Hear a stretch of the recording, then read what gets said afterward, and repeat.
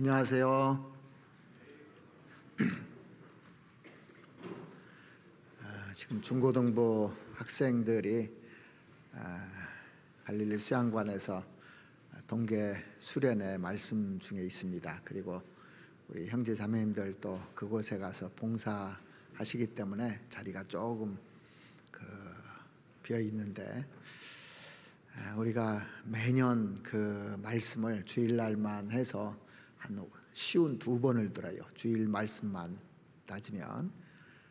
그리고 한 해 동계 수련회를 연말하고 연초를 기해서 하는데, 그해 가장 중요한 말씀들을 하십니다. 그리고 한 해 첫 주의 말씀은 그 한 해를 이렇게 우리 마음속에 이끌어갈 수 있는 그런 중요한 말씀들을 또 하는 겁니다. 그래서 시작하는 것은 너무나 중요한 겁니다. 시작이 잘 돼야 한 해를 잘 마무리할 수 있거든요. 첫 단추를 잘 끼야만이 끝까지 잘 낄 수 있잖아요. 그래서 새해 첫 주 말씀은 다른 때보다도 더 중요하다고 생각합니다. 아무튼 올 한 해 그 말씀을 우리가 많이 듣긴 하는데 실행하는 한 해가 될 수 있도록 이렇게 각자 준비하시면서 축복받는 한 해가 되기를 바랍니다. 새해 복 많이 받으십시오. 예.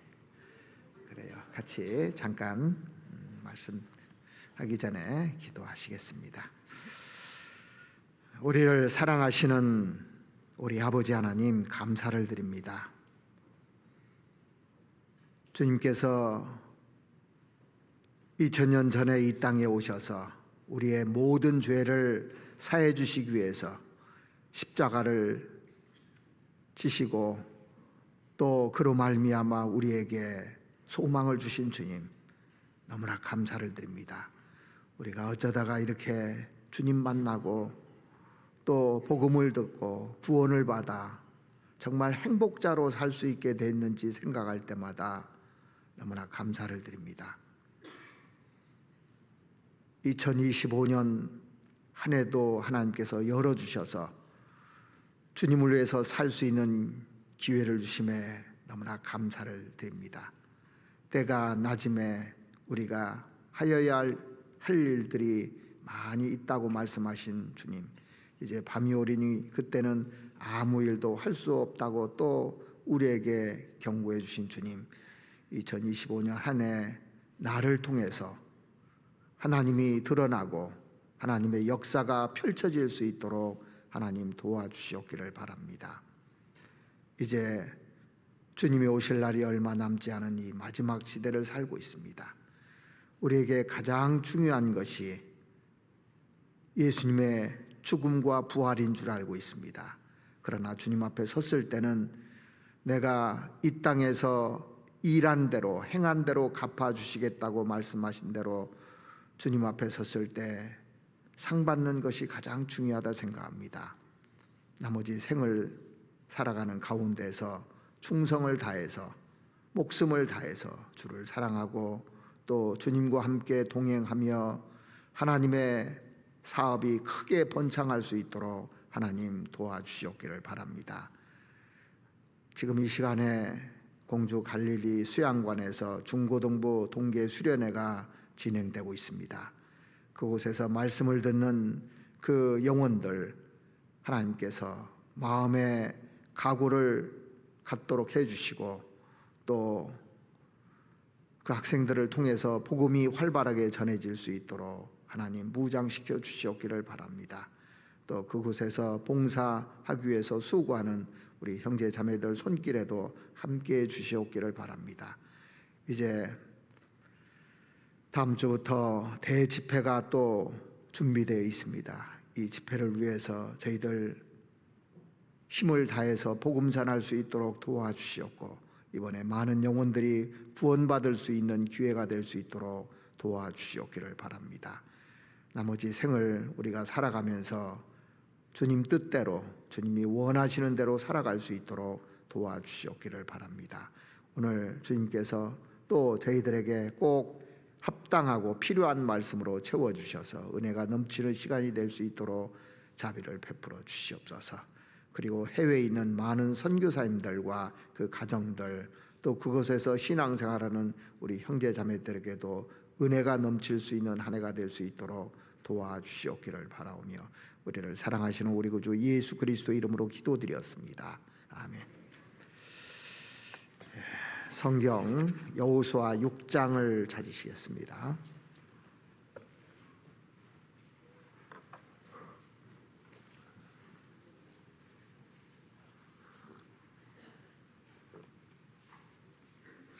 여호수아 6장 1절 말씀부터 제가 11절까지 읽어드리겠습니다. 이스라엘 자손들로 인하여 여리고는 굳게 닫혔고 출입하는 자 없더라.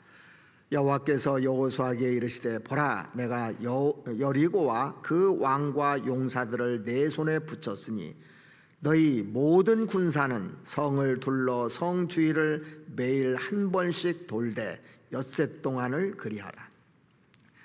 제사장 일곱은 일곱 양각 나팔을 잡고 언약궤 앞에서 행할 것이요 제7일에는 성을 7번 돌며 제사장들은 나팔을 불 것이며 제사장들은 양각 나팔을 길게 울려 불어서 그 나팔 소리가 너에게 들릴 때는 백성은 다 큰 소리로 외쳐 부를 것이라. 그리하면 그 성벽이 무너져 내리리니 백성은 각기 앞으로 올라갈지니라 하시매 눈의 아들 여호수아가 제사장들을 불러서 그들에게 이르되 너희는 언약궤를 메고 7 제사장은 7 양각 나팔을 잡고 여호와의 궤 앞에서 행하라 하고 또 백성에게 이르되 나아가서 성을 돌되 무장한 자들이 여호와의 궤 앞에 행할지니라. 여호수아가 백성에게 이르기를 마침에 제사장 7이 7 양각 나팔을 잡고 여호와 앞에서 진행하며 나팔을 불고 여호와의 언약궤는 그 뒤를 따르며 무장한 자들은 나팔 부는 제사장들 앞에서 진행하며 후군은 궤 뒤에 행하고 제사장들은 나팔을 불며 행하더라. 여호수아가 백성에게 명하여 가로되 너희는 외치지 말며 너의 음성을 들내지 말며 너희 입에서 아무 말도 내지 말라. 그러하다가 내가 너에게 명하여 외치라 하는 날에 외칠지니라 하고 여호와의 궤로 성을 한 번 돌게 하니라. 무리가 진에 돌아와서 진에서 자니라. 20절. 이에 백성은 외치고 제사장들은 나팔을 불매 백성이 나팔 소리를 듣는 동시에 크게 소리 질러 외치니 성벽이 무너져 내린지라.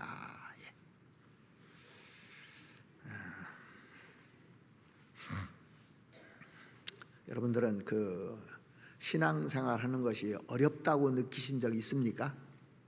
어려워요, 쉬워요?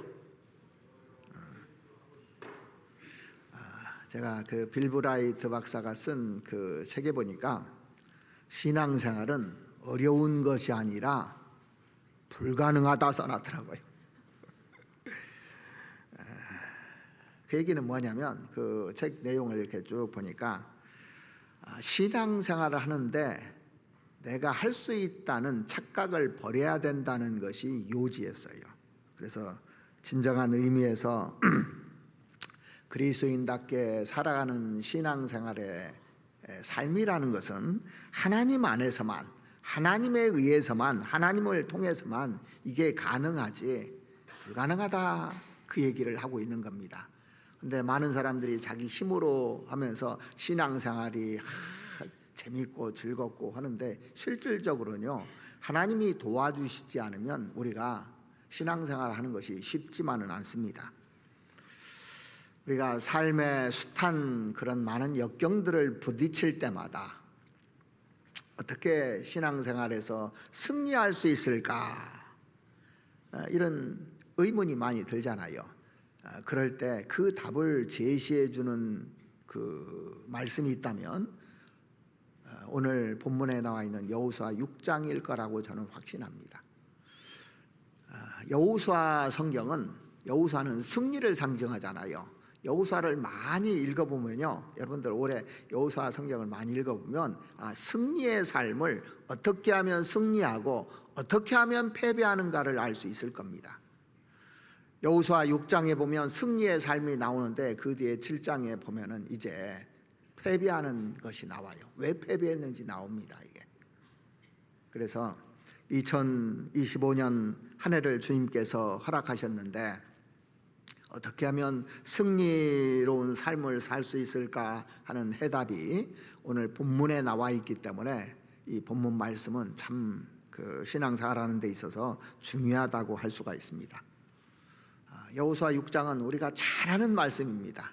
근데 잘하는 말씀이요, 제일 중요한 말씀이에요. 계속 반복되는 말씀이 가장 중요한 말씀입니다. 자, 이 내용 우리가 다 아시죠? 이스라엘 백성들이 하나님의 명령에 따라서 여리고 성을 공격하라는 것이 아니고 하루에 한 바퀴씩 6일 동안 한 바퀴씩 돌고 7일째는 7바퀴를 돌아서 13바퀴를 돌았더니 성이 무너졌더라는 얘기입니다. 이게 가능한 얘기입니까? 불가능한 얘기입니까? 불가능한 얘기인데 가능해졌어요.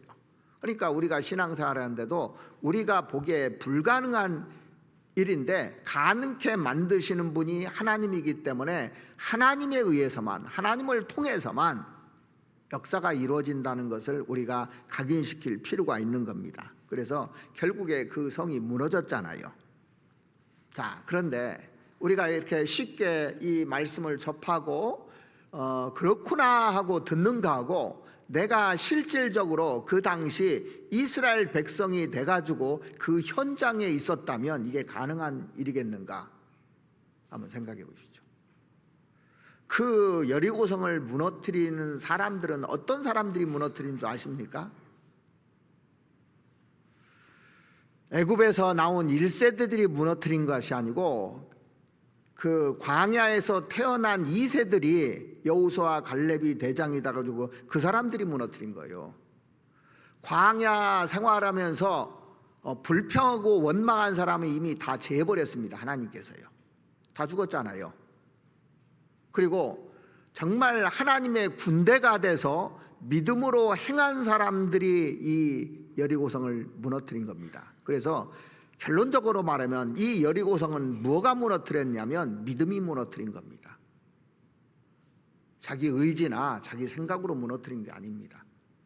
나를 무너뜨리는 것은 내가 노력하고 적극적인 사고방식을 갖고 해서 무너지는 게 아닙니다. 세상에서는 어떻게 가르칩니까? 적극적인 사고방식을 가르치고 막 이런 그 방법들을 가르치는데 사람이 변합니까? 안 변합니까? 안 변해요. 그래서 우리가 변한 것은 예수 그리스도를 통해서 변한 것이고 하나님을 통해서 변한 겁니다. 내가 잘해서 변한 것이 하나도 없어요.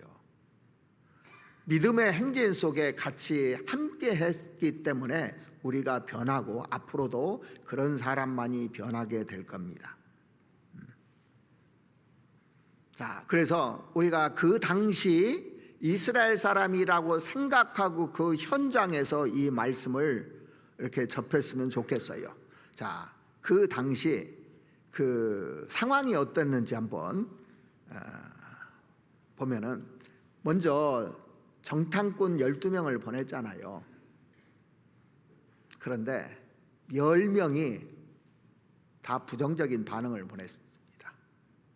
그리고 오히려 원망했어요. 우리는 그들의 보기에 메뚜기 같다 그랬습니다. 이거 불가능하다 얘기를 했습니다. 10명이요. 그런데 여호수아 갈렙 두 사람만이 그들은 우리의 밥이다 그랬는데 실제 상황은요 10명의 얘기가 맞아요. 실제 상황이 한번 찾아보시겠습니다. 민수기 13장을 보시겠습니다. 여기 표시해 놓으시고 민수기 13장 성경 한번 보시죠. 13장 25절 말씀부터 보시겠습니다.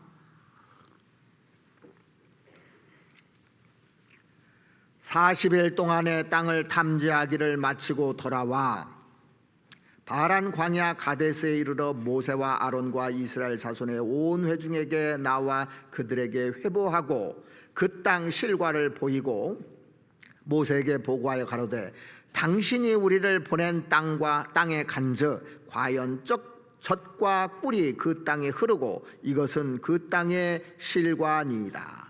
그래서 포도 한 송이를 두 사람이 어깨에다 메고 올 정도로 엄청나게 이런 기름진 땅이었어요.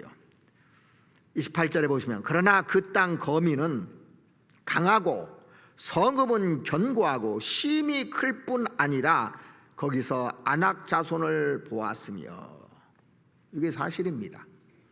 그 땅 거민은 강하고, 우리보다 군대가 훨씬 강하다는 겁니다.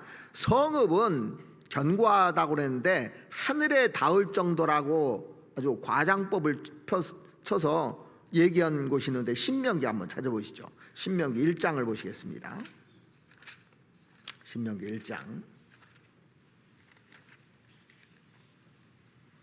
28절 말씀 보시죠.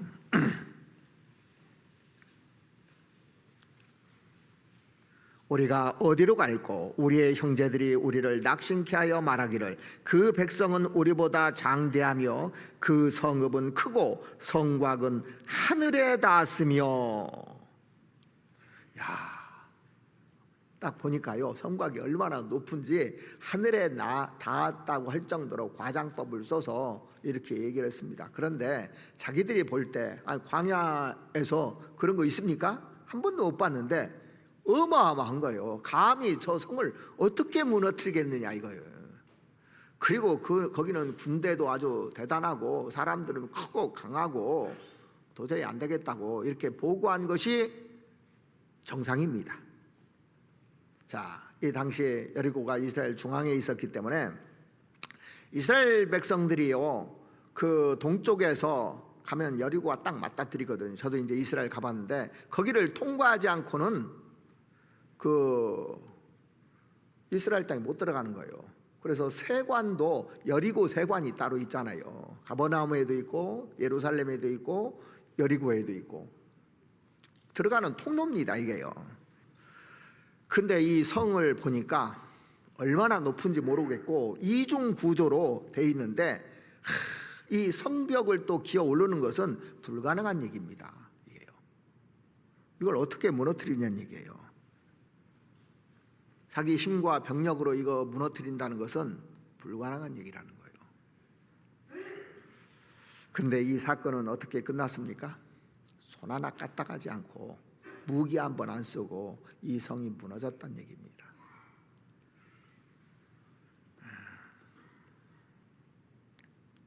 오늘날 우리가 이제 신앙생활을 하고 있는데 이 말씀을 쭉 보면서요, 딱 한마디로 요약하면 이 얘기입니다. 우리로서는 할 수 없으되 하나님으로서는 할 수 있다. 그 얘기를 하고 있는 거예요. 이 세상에서 가장 강력한 성이 어느 성인 줄 아십니까? 제일 높은 성이 어느 성인 줄 아시는 분? 이 세상에서 가장 강력하고 높은 성은 사람의 마음입니다. 그죠? 사람 마음 보면은 그렇게 두드러 부셔도 안 깨지잖아요. 사람보다 더 강한 성은 세상에 없는 것 같아요.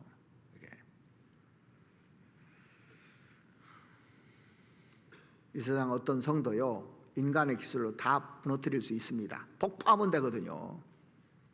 그런데 사람의 마음은 50년, 60년 깨도 부서지지 않는 게 사람의 마음입니다. 죽을 때까지 깨도 부서지지 않는 것이 인간의 마음이에요. 그래서 가장 강력한 성이, 단단한 성이 어디입니까? 사람입니다. 근데 사람은 구원받지 않은 사람만 생각하는데 나도 될 수 있어요. 내 고집, 내 생각, 내 뜻. 고린도 그 후서 10장 5절에 보면 모든 이론을 파하고 그렇게 돼 있어요. 근데 자기 생각을 버리질 않아요. 하나님께 이걸 복종해야 되는데 복종하지 않으면 무너지지 않는 겁니다. 나도요. 그래서 우리가 두 가지를 생각해 볼 필요가 있습니다. 오늘 말씀을 들으면서 아직 구원받지 못한 내 가족, 내 친척, 또 친구, 지인들이 있잖아요. 어떻게 하면 무너뜨릴 것인가? 이게 한 가지고, 그 다음에 또 한 가지는 누구냐면 나를 보십시오. 어떻게 하면 나를 무너뜨릴 수 있을 건가? 내가 무너지지 않는 것이 있거든요. 각자 무너지지 않는 성들이 있습니다. 그래서 그 다윗은 밤마다 그 주님의 말씀을 이렇게 다 듣고 하나님이 나한테 경책해 주는 것을 들었다고 그 시편 16편에도 쭉 나오잖아요. 밤마다. 자, 그래서 이 그 성이 무너진 것을 결론적으로 보면 어떻게 무너졌는지 다시 한번 오늘 본문 여호수아 6장을 한번 보시죠. 6장 20절 말씀 보시겠습니다. 여호수아 6장 20절. 이에 백성은 외치고 제사장들은 나팔을 불매 백성이 나팔 소리를 듣는 동시에 크게 소리질러 외치니 성벽이 무너져 내린지라. 자, 우리가 그래서 그 사람을 무너뜨리는데 외쳐야 되는 겁니다. 부르짖어야 되는 거예요. 외치고 제사장들은 나팔을 불매. 자, 이 제사장들, 지금으로 말하면 말씀 전하는 사람들이 말씀을 전하잖아요. 여러분들도 가서 전도할 때 말씀을 전해야 되잖아요. 우리를 바꾸는 것은 하나님은 외치라고 되어 있습니다. 외치고 또 나한테 외치는 겁니다. 나 좀 바꿔달라고. 그리고 나팔을 불매. 나팔은 말씀이라고 했습니다. 말씀으로 이렇게 이렇게 불면은 내가 그걸 들어야 돼요. 그래서 백성이 나팔 소리를 듣는 동시에 크게 소리질러 외치니 나 좀 바꿔달라고 이렇게 외치니 성벽이 무너져 내린지라. 그래서 구원받지 않은 사람도 그렇게 해야 무너지고 나의 마음도 그러지 않으면 이게 무너지지 않게 돼 있는 겁니다. 이 성은 난공불락의 성이었어요. 나 또한 난공불락의 마음을 가지고 버리지 않는 마음을 가지고 살아가는 사람들도 있습니다. 우리가 이 세상에서 사는 것이요 전투 아닙니까? 전쟁터예요. 전쟁터. 그죠? 하루하루가 전쟁터입니다. 집안에서 자식하고 전쟁하는 사람도 있고 부부끼리 전쟁하는 사람도 있고 회사에 가서도 전쟁하고 학교에서도 친구들끼리 전쟁하는 겁니다. 서로 누가 1등 하느냐 전쟁하는 거예요. 정치에 또 전쟁이고 모든 것이요 전쟁터예요.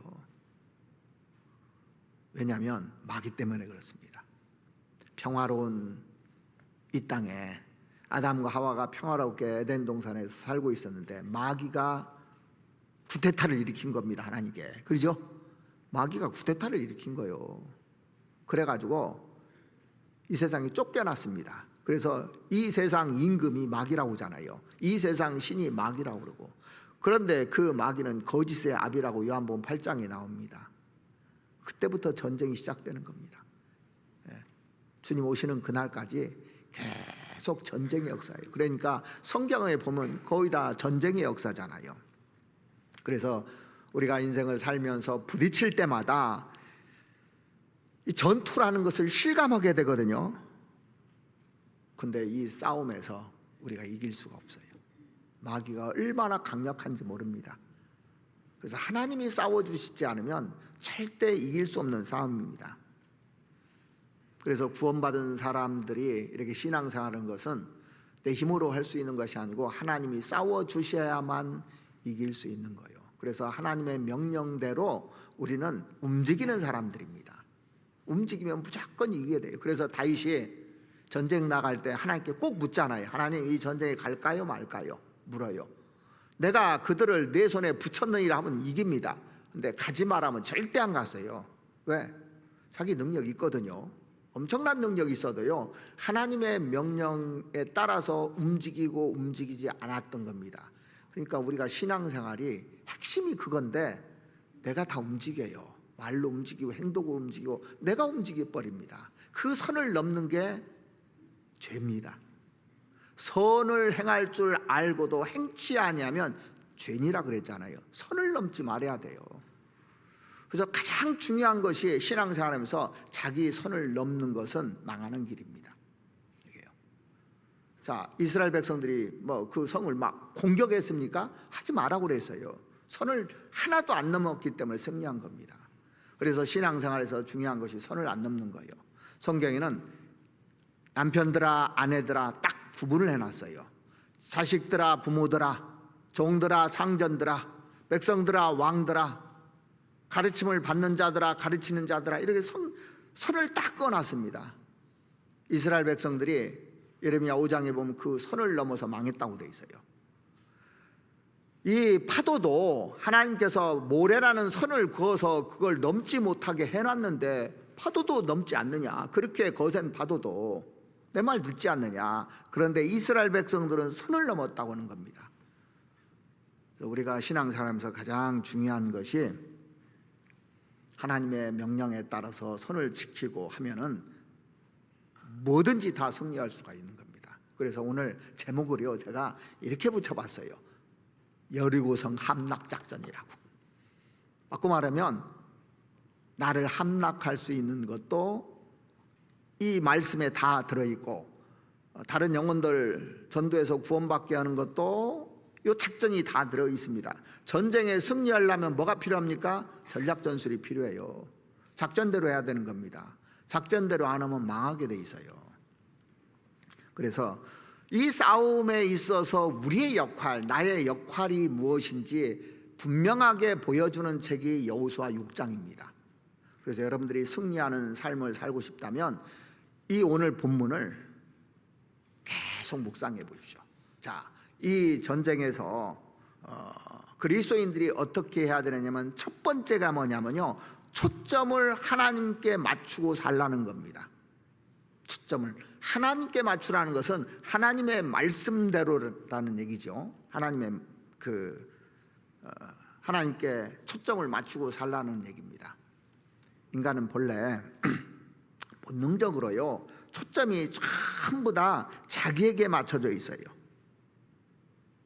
부인할 사람 있습니까? 다 내 중심이에요. 사실 사는 거 보면 우리가 구원 받았어도 내 중심이에요. 안 그렇습니까? 그런데 신앙의 초점을 옮기라는 겁니다. 다시 말하면 모든 초점을 하나님의 말씀에 맞추어서 사는 것이 그리스도인입니다. 그동안 우리가 구원받기 전에 모든 초점이 나에게 있었는데 내 위주입니다. 아무리 많이 배워봐요, 지식이 많아봐요, 그럴수록 더 자기 중심이에요, 이게요. 그런데 구원받은 사람은 초점을 바꾸는 겁니다. 그래서 우리가 구원받기 전에 초점이 내가 1번이고 다른 사람이 2번이고 하나님은 온데간데도 없었어요. 그런데 구원받고 나면 초점이 1번이 하나님이고 2번이 다른 사람이고 3번이 나로 이렇게 바뀌어야 되는 겁니다. 그래서 그리스도의 예수의 일이 1번이고 다른 사람의 일이 2번이고 내 일이 3번인 거예요. 그래서 인본주의 사상에서 신본주의 사상으로 우리는 바꿔서 사는 사람들입니다. 그러니까 세상 사람들하고 다른 겁니다, 이게요. 그 교훈을 가르쳐 주기 위해서 오늘 두 가지 도구를 사용하시는데 하나는 법궤고 하나는 나팔이에요. 이 법궤는 하나님을 상징하는 겁니다. 또 나팔은 하나님의 말씀을 상징하는 겁니다. 하나님께서 말씀으로 역사하시잖아요. 그러니까 여기에 초점을 맞춰서 살아야 되는 겁니다. 자, 여호수아 6장 7절 말씀 보시겠습니다.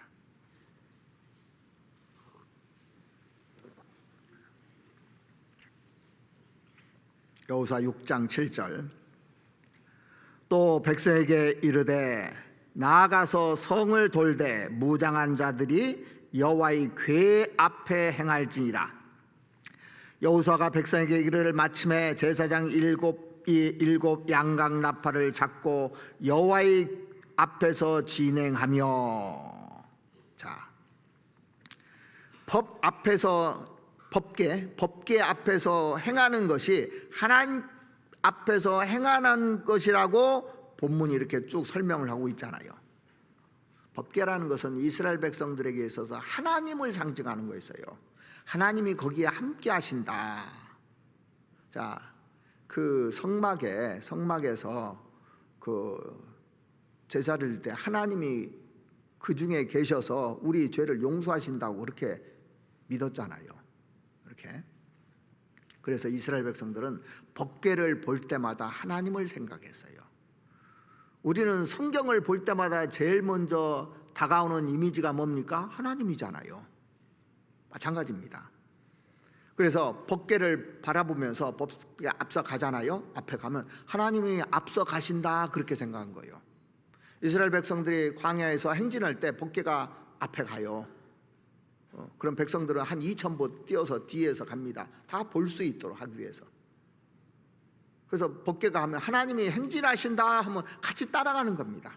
그러다가 이제 법궤가 딱 멈추지 않습니까? 그럼 법궤 중심으로 사람들이 뺑 돌려서 모이고 자고 그랬어요. 그러니까 법궤가 가면 가고 멈추면 한 달이고 그냥 멈춰 있는 겁니다. 그 법궤가 멈춰 있을 때 우리 가운데 하나님이 계신다는 걸 상징하는 거예요. 가운데다 놓고 백성들이 동그랗게 모여가지고 잠도 자고 같이 모이고 그랬던 겁니다. 하나님 그 안에 그 중에 함께 계신다. 그래서 마태복음에 보면은 마태복음 18장 20절 말씀에 보시면 두세 사람이 내 이름으로 모인 곳에는 나도 그들 중에 있느니라 그랬어요. 두세 사람이 하나님께 바쳐진 두세 사람이 모인 곳에 나도 그들 중에 영어 성경에 보면 in the midst 그랬습니다. 제일 중앙에 midst 그랬거든요. 가장 중앙에 계시다는 얘기예요. 그러니까 우리가 모임할 때도 모임하잖아요. 두세 사람이 정말 주님을 위해서 사는 사람이 모여서 모임을 하면요, 거기에 주님이 계신 겁니다. 그 가운데. 그거 아십니까? 모임할 때 세 사람이 모였어요. 근데 하나님이 역사하시면 내 문제를 다 풀어줘요. 그래서 이 법궤는 하나님을 상징하는 겁니다. 이스라엘 백성들이 그 눈에 보이지 않는 하나님이 법궤를 통해서 하나님이 우리 앞에 가시고 우리 가운데 계신다는 것을 늘 생각했습니다. 법궤는. 그리고 이 나팔이라는 것은 중요한 의미를 가지고 있어요. 이 나팔을 불 때 하나님이 행동 계시하신다 그러잖아요. 자, 우리가 나팔을 아무 때나 붑니까? 저도 군대에 있을 때 기상나팔, 취침나팔, 나팔 소리 3년 내내 들었어요. 나팔 소리를요. 지금은 하는지 모르겠어요.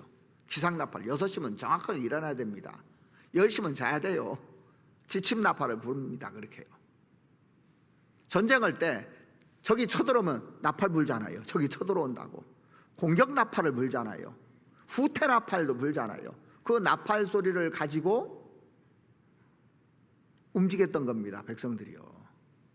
그래서 우리는 이 나팔 소리, 이 말씀에 따라서 움직이는 사람들이지 내가 그냥 막 움직이는 게 아닙니다.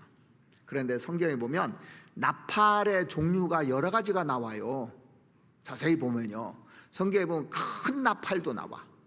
큰 나팔이라는 말도 나오고 심판의 나팔이라는 말도 나오고 심판의 나팔, 천사의 나팔이 나오죠. 천사가 나팔 부는 천사의 나팔도 나오고 하나님의 나팔도 나오고 또 마지막 나팔이라는 말도 나와요. 의미가 다 다릅니다.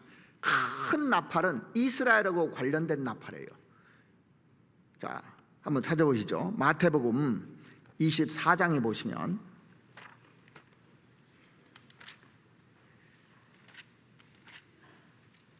마태복음 24장 31절 말씀을 보시겠습니다.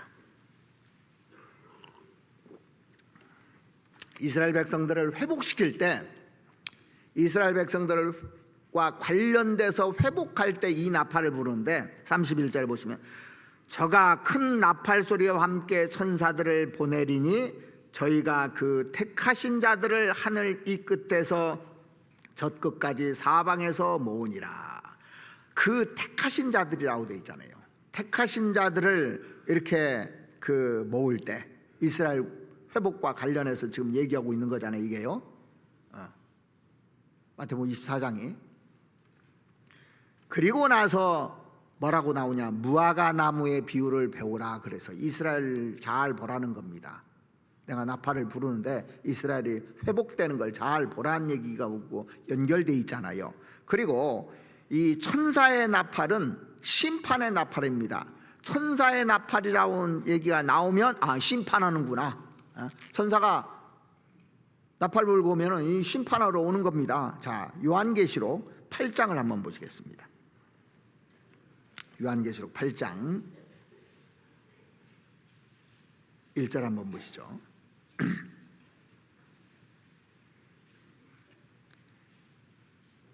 일곱째 인을 떼실 때 하늘이 반시 동안쯤 고요하더니 내가 보매 하나님 앞에 시위한 일곱 천사가 있어 일곱 나팔을 받았더라. 자, 그 일곱 인을 뗄 때 일곱 천사가 나팔을 받았는데 7절에 보시면 첫째 천사가 나팔을 부니 피 섞인 우박과 불이 나서 땅에 쏟아지매 땅의 3분의 1이 타서 사위고 수목의 3분의 1도 타서 사위고 각종 푸른 풀도 타서 사위더라. 그러니까 첫 번째 천사 나팔을 부니까 재앙이 내린 거예요.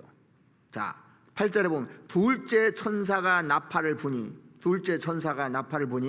불 붙는 큰 산과 같은 것이 바다에서 던지매 바다의 3분의 1이 피가 되고 바다 가운데 생명 가진 피조물들이 3분의 1이 죽고 배들이 3분의 1이 깨어지더라. 심판이잖아요. 10절에 보면 셋째 천사가 나팔을 부니 그렇게 돼 있고 12절에 보면 넷째 천사가 나팔을 부니 9장 1절에 보면 다섯째 천사가 나팔을 불매 그 다음에 9장 13절에 보면 여섯째 천사가 나팔을 불매 10장 7절에 보면 일곱째 천사가 소리내는 날 그 나팔을 불게 될 때 전부 다요 이 심판의 나팔을 부는 겁니다. 그건 천사의 나팔 소리를 들으면 심판하는구나, 심판 때가 왔구나. 이게 7년 환란 때 있을 일들이잖아요. 그리고 하나님의 나팔, 마지막 나팔이라고 나오는데 데살로니가 전서 4장을 보시겠습니다. 이것은 소집 나팔입니다. 데살로니가 전서 4장을 한번 보시죠.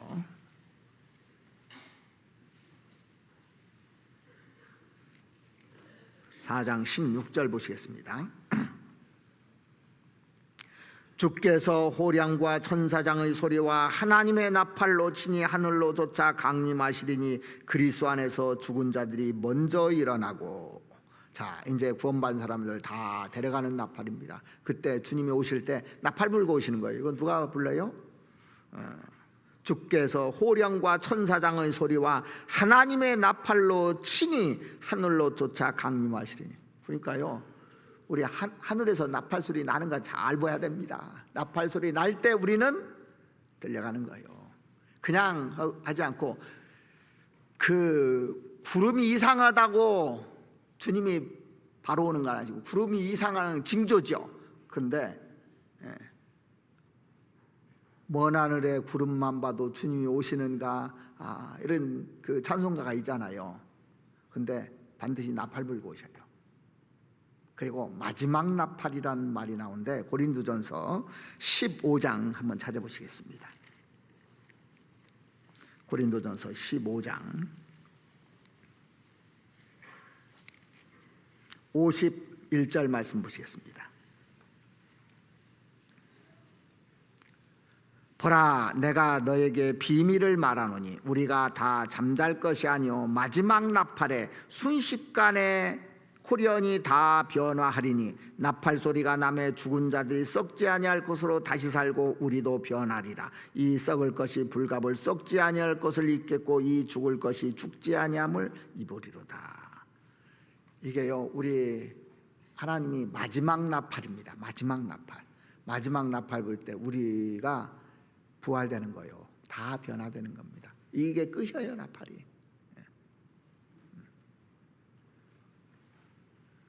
자, 그러니까 이 나팔에 따라서 운명이 결정되잖아요. 그죠?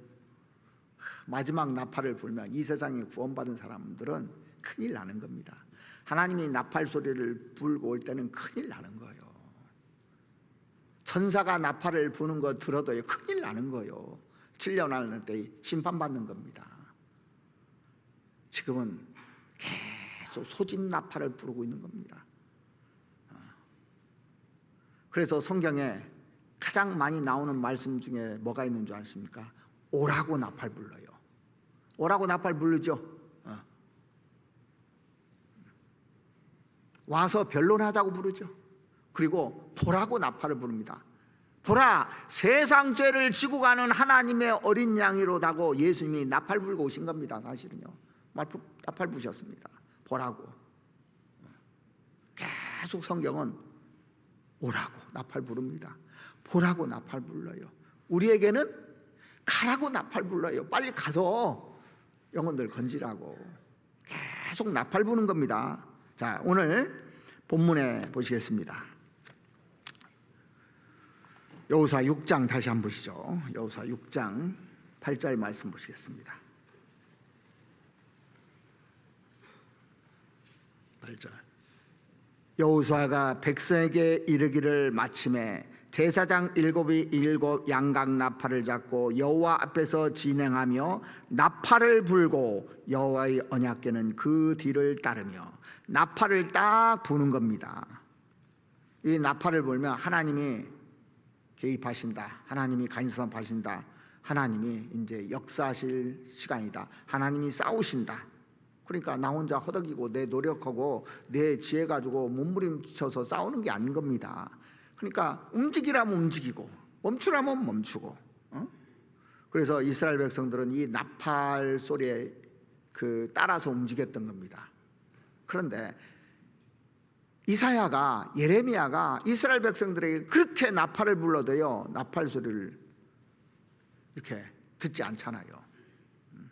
그걸 오히려 욕으로 여겼다는 성경도 있잖아요. 이 소리를 잘 들을 줄 알아야 되는 겁니다. 그 엘리야는 정말 순종의 사람이잖아요. 하나님이 나팔을 딱 불 때 엘리야가 어떻게 움직이는지 그 과정을 한번 쭉 살펴보십시오. 그 열왕기상 17장이라든가 한번 찾아보시죠. 열왕기상 17장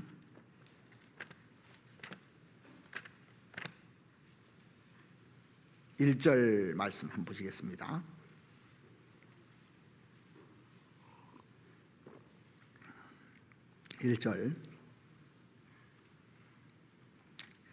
길르앗에 우거하는 자 중에 디셉 사람 엘리야가 아합에게 고하되 나의 섬기는 이스라엘 하나님 여호와의 사심을 가르쳐 맹세하노니 내 말이 없으면, 이 내 말이라는 건 하나님 말씀을 가지고 간 사람이잖아요. 이 엘리야가 선지자니까.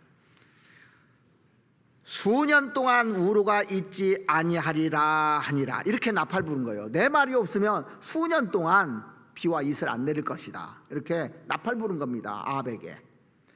여호와의 말씀이 엘리야에게 임하여 가라사대 너는 가서, 자 이제 하나님께서 엘리야에게 또 얘기하는 거예요. 여기서 떠나 동으로 가서 요단 앞 그리 시냇가에 숨고. 자,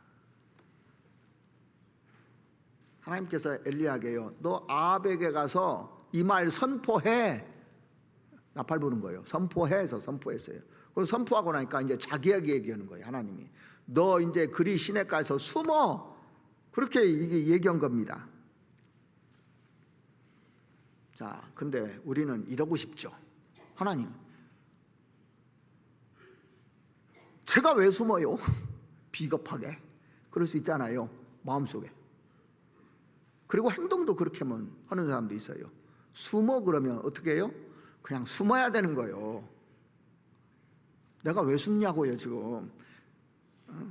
하나님이 나하고 함께 하신다면서요. 이럴 수 있잖아요. 그런데 분명히 내 생각하고 다르게 그리 시냇가서 숨으라고 돼 있어요.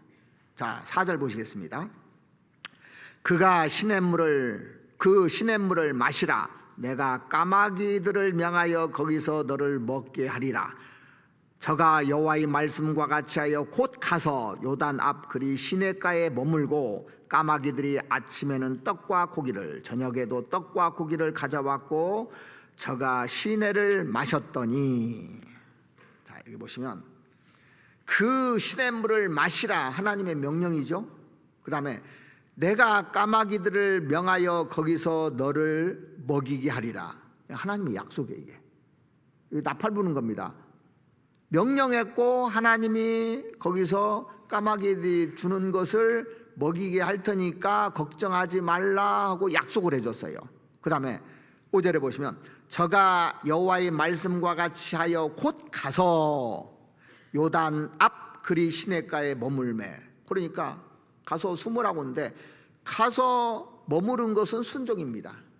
그러니까 성경 어떻게 되냐, 명령하고 약속하고 내가 할 일은 순종하는 것밖에 없는 거예요. 이게 다 간단해요. 신앙생활이 아주. 하나님 명령하잖아요. 명령했는 데는 반드시 약속이 있어요. 그러면 순종하면 되는 겁니다. 우리는요. 근데 우리는 이러고 싶죠. 하나님, 까마귀가 의지할 동물입니까? 그런 생각 안 드십니까? 아니, 까마귀가 나한테 물어다 주기는 커녕 지가 다 먹겠네요. 이런 마음 안 들어요? 하나님, 거기서 뭘 먹고 살아요? 거기서. 그리고 하나님, 하필이면 왜 부정한 짐승인 까마귀입니까? 이럴 수도 있잖아요. 까마귀는 부정한 짐승이잖아요. 제가 그런 것을 먹고 산다고요? 이거 말이 됩니까? 이렇게 우리는 변명하고 지금까지 이렇게 살았을 수도 있습니다. 그런데 엘리야는 거기에서 토시를 안 달았어요. 원망과 불평도 없었습니다. 까마귀가 아니라 뱀이 물어준다 준다고도 먹었을 거예요. 네. 왜? 하나님 말씀하셨으니까, 하나님이 약속하셨으니까 내 편에서는 순종하는 것밖에 없는 겁니다. 7절에 땅에 비가 내리지 아니하므로 얼마 후에 그 시내가 마르니라. 근데 말씀대로 했는데 약속도 해줬는데 얼마 후에 먹을 물도 없는 거예요. 이제 마시라고 했는데 이 물도 떨어져 버렸어요. 그러면 어떻게 됩니까? 우리는 그 자리를 이탈해서 움직이려는 마음이 있잖아요. 근데 엘리야는 움직이지 않고 그대로 있는 겁니다. 우리가 어떤 문제, 위기가 닥치면 수단과 방법을 가리지 않고 자기 생각대로, 자기 멋대로, 자기 뜻대로 아무리 얘기를 해도 자기 생각대로 움직입니다. 이게요. 그러다 안 되는 경우 있잖아요. 해도 안 되거든요. 그러고 난 다음에 뭐 하는 줄 아십니까? 구원 받았으니까 아이고 기도나 해보자. 이제 기도해보자. 그때 그런다니까 다 일 저질러 놓고. 그런데 엘리야는 하나님의 명령이 떨어지기 전까지 아무리 상황이 안 좋아도 꼼짝하지 않고 그 자리에 그대로 머물러 있었던 겁니다. 하나님이 그냥 두실까요? 약속을 지키시는 분이잖아요. 그냥 안 두십니다. 8절 여호와의 말씀이 엘리야에게 임하여 가라사대 너는 일어나 시돈에 속한 사르밧으로 가서 거기 유하라. 내가 그곳 과부에게 명하여 너를 공개하게 하였느니라. 자, 우리가 잘 알잖아요. 시돈 과부 가니까 먹을 거 있어요, 없어요? 아무것도 없었어요. 그리고 그리 시내가에서 이 사르밧까지는요 약 160km 되는 거리예요. 그거 걸어가려고 해보세요. 깎아보죠. 160km. 지금은 자동차 타고 가면 금방 가지만 걸어서 가려고 생각해 보십시오. 이런 먼 거리를 다녀오라 가라면 여러분들 어떻게 하겠습니까? 벌써 처음부터 포기할 거예요. 근데 불평 한마디 없이 그곳까지 가니까 하나님이 엘리야를 쓰시는 겁니다. 그런 사람을 쓰신다는 거예요. 그런 사람을. 그러니까 엘리야가 얼마나 말씀에 순종적인 사람인가 한번 보십시오. 말씀에만 초점을 맞추고 사는 겁니다. 우리 가운데 내 금고가 바닥나고 직장이 불안해지고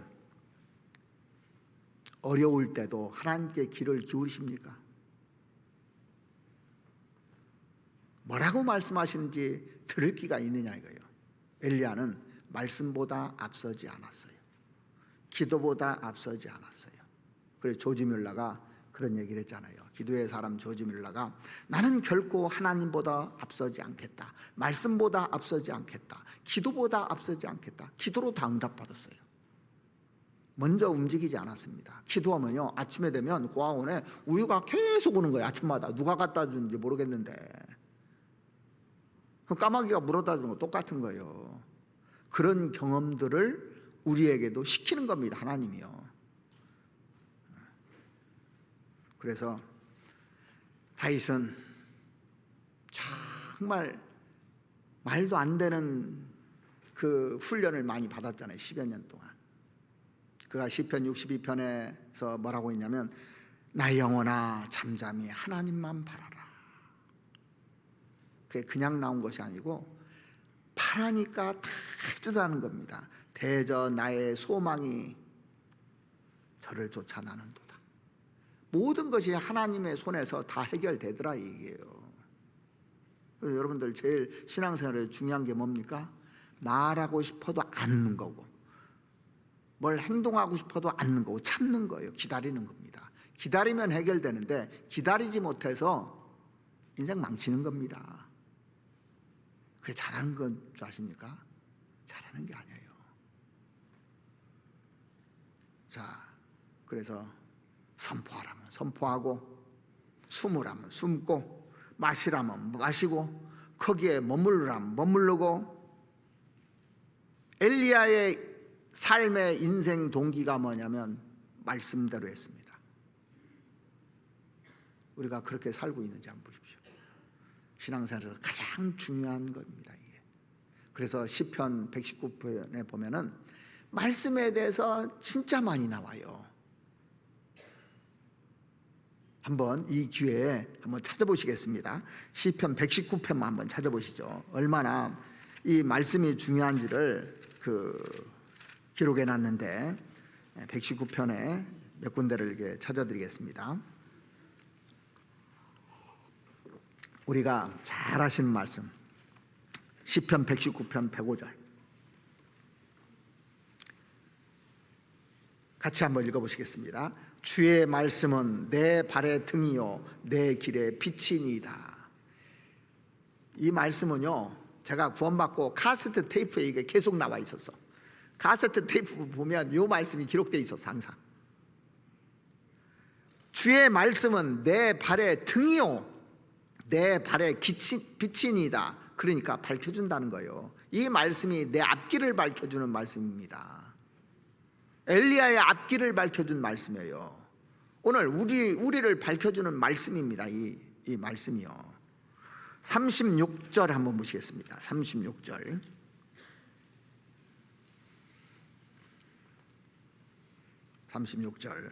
내 마음을 주의 증거로 향하게 하시고 탐욕으로 향치 말게 하소서. 내 마음은 탐욕으로 가고 싶은 마음이 있어요. 누구든지요. 근데 내 마음을 주의 증거의 말씀으로 향하게 해달라고 이런 기도를 하고 이것을 위해서 결심을 하고 살았기 때문에 다윗이 끝까지 바른 길을 갈 수 있었던 겁니다. 우리가 바른 길을 갈 수는 있어도 끝까지 가기가 쉽지 않아요. 중간에 사람들이 변하잖아요. 내 눈을 돌이켜 37절입니다. 내 눈을 돌이켜 허탄한 것을 보지 말게 하시고 주의 도에 나를 소성케 하소서. 세상에 허탄한 것들이 얼마나 많아요. 거기에 눈 돌리지 말게 하시고 주의 도에 이 주의 말씀으로 나를 소성케 하소서. 나를 살려달라는 얘기예요. 자, 50절도 보시겠습니다. 50절. 이 말씀은 나의 곤란 중의 위로라. 주의 말씀이 나를 살리셨습니다. 그러니까 이 말씀은 곤란한 가운데서도 참고 기다리면 그 말씀이 나를 결국 살린다는 거예요.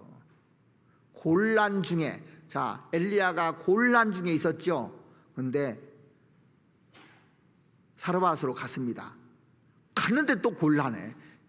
중첩에서 계속 곤란한 겁니다. 그런데 이 병에 기름이 안 떨어지잖아요. 위로가 되잖아요. 위로가. 자, 9절도 보시겠습니다. 9절. 우리 청년들 청년 때 이 말씀 많이 들을 겁니다. 청년이 무엇으로 그 행실을 깨끗게 하리까? 주의 말씀을 따라 삼갈 것이다. 그래서 말씀이 나를 절제시켜 주는 겁니다. 말씀이. 자, 우리는 하나님 앞에서 청년이에요, 아니에요? 청년이라 아이. 하나님 앞에서 애들 말 잘 듣잖아요. 그래도 근데 애들 또 미운 7살이라고 요즘 좀 나이가 또 내려갔다고 하더라고. 조금만 지나면 말을 안 들으려고 해. 이게요. 그래서 말씀으로 삼가야 되는 거 절제하는 겁니다. 다. 그러지 않으면 무너지게 돼 있어요. 11절도 보시겠습니다. 내가 주께 범죄치 아니하려 하여 주의 말씀을 내 마음에 두었나이다. 내가 범죄 않기 위해서는 이 말씀대로 살아가야 된다는 겁니다. 67절도 한번 보시죠. 고난당하기 전에는 내가 그릇 행하였더니 이제는 주의 말씀을 지키나이다. 자, 그러니까 사람이 고난당하고 다 망했을 때 그 말씀이 맞다 하고 돌아오기 전에, 맞고 돌아오기 전에 말할 때, 말로 할 때 돌아오는 것이 축복이잖아요. 고난당하기 전에는 내가 그릇 행하였더니 이제는 주의 말씀을 지키나이다. 그래서 경험 속에서 이게 깨달은 겁니다. 162절도 한번 보시겠습니다. 162절. 사람이 많은 탈취물을 얻은 것처럼 나는 주의 말씀을 즐거워하나이다. 세상 사람들이 많은 것, 돈이죠. 돈 같은 거, 이 탈취물을 얻은 것처럼, 얻어서 기쁘다고 하는 것처럼, 즐겁다고 하는 것처럼 나는 주의 말씀을 즐거워하나이다. 그러니까 여러분들이 말씀이요 내 안에 자리 잡도록 계속 그 만드는 즐거움을 깨달아야 돼요. 그게 가장 즐겁거든요. 저도 말씀이 하나씩 내 마음속에 자리 잡는 것보다 더 즐거움은 없는 것 같아요, 세상에서. 그래서 이게 가장 우리가 쉰다면 노는 걸 쉬는 거라고 하잖아요. 근데 말씀 보는 것이 쉬는 거예요, 사실은요.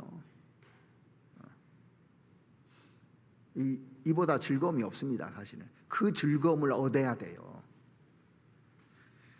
그 다음에 18절도 한번 보시겠습니다. 18절.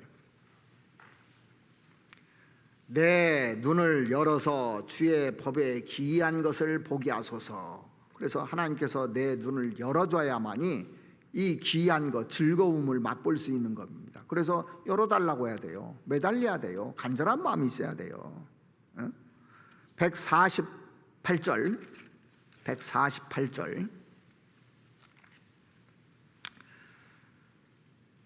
주의 말씀을 묵상하려고 내 눈이 야경이 깊기 전에 깨었나이다. 잠도 못 자고 참 좋은 것이 이 말씀을 묵상하니까 잠도 안 와. 내 눈이 야경이 깊기 전에 깨었나이다. 지금 잠잘 시간인데도 깨어서 그 즐거워가지고 하는 모습이잖아요. 이게. 그래서 우리가 묵상을 많이 해야 되는 겁니다. 새벽에 일어나면 뭐라고 되어 있냐면 47절에 내가 새벽 전에 부르짖으며 주의 말씀을 바라싸우며. 아침에 기도할 때요, 하나님 오늘 나한테 필요한 말씀, 깨달을 말씀 달라고 기도하고 시작해요. 바라고. 그 다음에 묵상을 하고, 밤에 잘 때 묵상하고, 그렇게 살았는가, 아침에 기도한 대로 살았는가. 이렇게. 자, 한 군데만 더 보시겠습니다. 43절 말씀 보시겠습니다. 43절. 진리의 말씀이 내 입에서 조금도 떠나지 말게 하소서. 내가 주의 규례를 바랐습니다. 진리의 말씀이 내게서 조금도 떠나지 않게 해달라고. 오늘 해야 될 말씀이 주제가 4가지가 있는데 지금 1시간을 한 가지에 다 쏟아버렸어요. 왜? 가장 중요하기 때문에. 하다 보니까 그래서 분배를 했는데 벌써 이렇게 중요해요. 자, 그래서 우리가 신앙에 승리하는 데는 하나님께 초점을 맞추는 거예요. 말씀에 초점을 맞추는 거예요. 그 다음에 할 일이 뭔지 아십니까? 그 말씀을 순종하면서 침묵하면서 사는 거예요. 그래서 이스라엘 백성들에게 부과된 명령이 두 번째가 뭐냐면 침묵하라고 돼 있어요. 또 말 조심하라고. 입에서 말 내지 말고 묵묵히 그 말씀대로 살으란 얘기입니다. 자, 여호수아 6장 한번 보시죠. 여호수아 6장 10절에 보면 이런 명령을 내리셨어요. 그래서 6장 1절부터 9절까지는 법궤와 나팔에 대한 말씀입니다. 10절, 여호수아가 백성에게 명하여 가로되 너희는 외치지 말며 너의 음성을 들내지 말며 너희 입에서 아무 말도 내지 말라. 그러하다가 내가 너에게 명하여 외치라 하는 날에 외칠지니라 하고. 자, 이스라엘 백성들에게요, 이 여리고성을 무너뜨릴 때 1절 봉쇄를 시켜버렸어요. 입을. 자, 그리고 오로지 법궤와 나팔 소리를 듣는 것에만 집중시켰습니다. 왜 침묵하라고 명하셨을까 생각해 봤어요. 왜 돌면서 침묵하라고 했을까? 자, 보세요. 아침에 일찍 일어나서 자, 여리고성 한 바퀴씩 돈다. 하루 잘 버텼습니다. 저기 와가지고 막사에 와가지고 오늘 잘 끝냈다고 하나님 말씀대로. 근데 두 번째 날도 세 번째 날도 매일 그러면요, 야, 우리가 지금 무슨 짓 하고 있냐? 이거 미친 짓 아니야? 이래서 무너져. 그리고 위에서는 제가 생각에 위에서는 돌멩이도 던질 수 있었고 침도 뱉고 뭐 저 비난도 하고 저 도른 놈들 아니야 막 해가면서 막 얘기하지 않았을까요? 그러면 동조돼야 안 돼요. 내 마음도 동조됩니다. 자, 교회 안에서요 잘 일이 진행되고 있는데 누가 그런다고 돼? 해가면서 부정적인 말을 하고 막 안 좋은 얘기 해봐요. 그러면 같이 덩달아서 그 마음이 들어갑니까 안 들어갑니까? 그러니까 그렇게 동조하고 얘기하는 것이 나쁜 거예요. 일철 말을 봉쇄하라고 돼 있잖아요. 자, 만약에 여기에 보면 모든 군사는 성을 둘러 성주위를 매일 한 번씩 돌 때 모든 군사라고 되어 있습니다. 모든 사람이 다 도는 거예요. 근데 한 사람이 선동해가지고 부정적인 말을 하고 야, 우리 내일부터 나가지 마 했다고 합시다. 그래서 안 나왔어요. 그러면 하나님의 일이 됩니까 안 됩니까? 뭔지를 정확하게 알아야 되는 겁니다. 일이 안 되는 거예요. 오로지 법궤와 나팔 소리에만 집중하도록 만든 겁니다. 신앙생활은 이렇게 하는 거예요. 잠잠히 따라가는 거예요. 그래서 가장 말이 많은 사람이 누굽니까? 여자예요. 성경에 보면 하와가 먼저 사탄의 얘기를 듣고 옮겨버린 거예요. 그래서 성경에는 고린도전서 14장 한번 보시겠습니다. 고린도전서 14장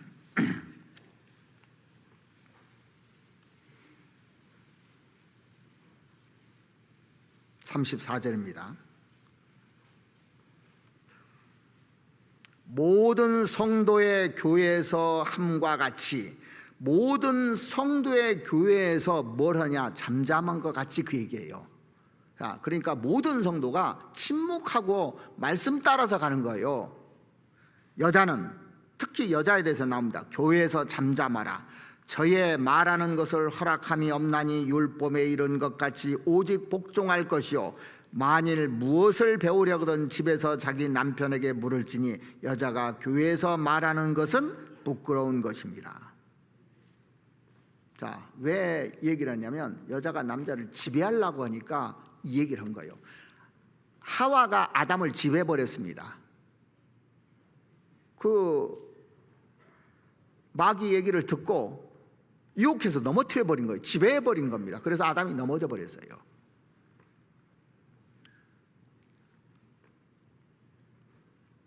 그래서 성경에 보면 여자의 머리는 남자요, 그리스도의 머리는 하나님이시라 그랬습니다. 여자의 머리는 남자라고 되어 있잖아요. 그렇다고 해서 남자가 여자 지배하라는 얘기가 아닙니다. 이거는요, 예수님이 이 세상에 오셔서 우리를 지배하려고 오셨습니까? 아닙니다. 섬기려고 오셨어요. 섬기려고. 인자가 온 것은 섬김을 받으려 함이 아니고 도리어 섬기려 하고 많은 사람의 목숨을 대속물로 주려 함이라 그랬잖아요. 그래서 그 에베소에 보면 그 아내들이요, 자기 남편에게 복종하기를 뭐라고 되어 있습니까? 죽게 하듯 하라고 그랬어요. 제 얘기가 아닙니다. 제가 남자라고서 얘기하는 것이 아니고 성경에 명령하는 거예요. 사라는 아브라함을 주라 그랬습니다. 로드, 소문자로 써 있어요. 하나님은 대문자지만 주가. 그래서 남편은 작은 하나님이라는 뜻을 내포하고 있는 겁니다. 질서 때문에 그런 겁니다. 디모데전서 2장을 한번 보시겠습니다. 디모데전서 2장 11절입니다.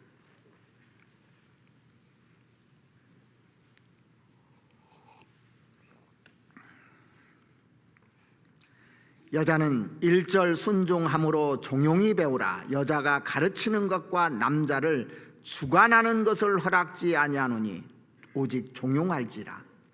이는 아담이 먼저 지음을 받고 이와가 그 후며 아담이 꾀임을 보지 아니하고 여자가 꾀임을 보아 죄에 빠졌습니다. 그러니까 여기 보면 12절에 여자의 가르치는 것과 남자를 주관하는 것을 허락지 아니하노라고 명령형으로 되어 있어요. 오직 종용할지라 그랬습니다. 요즘 진짜 말이 많은 시대예요. 자기 주장, 자기 생각을 막 하는 시대입니다. 그런데 그것을 아무렇지도 않게 생각하는 것이 더 심각한 문제가 아닐 수 없어요. 그런데 이게 하나님 앞에서 하는 거라는 거예요. 하나님 앞에서.